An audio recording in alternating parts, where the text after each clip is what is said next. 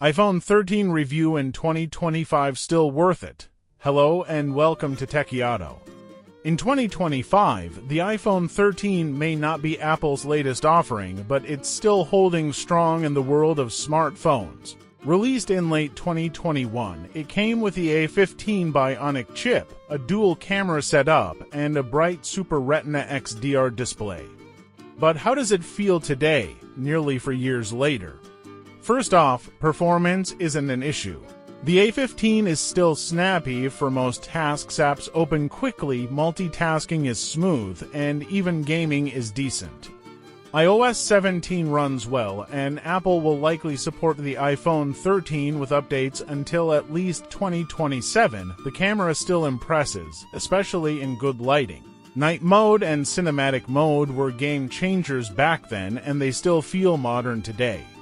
However, it lacks newer features like 5x optical zoom or the AI-powered photography upgrades seen in iPhone 15 Pro and later. Battery life remains solid. You can easily get through a day with moderate use.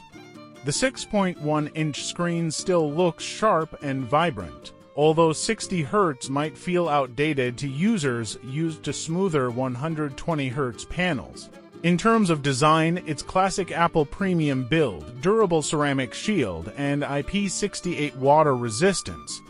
It still supports MagSafe and fast wireless charging, which adds to its usability in 2025. If you're looking for a reliable iPhone under a tighter budget, the iPhone 13 is still a great buy. It balances performance, battery, and camera quality at a price much lower than newer models. In short, the iPhone 13 in 2025 is no flagship, but it's far from obsolete.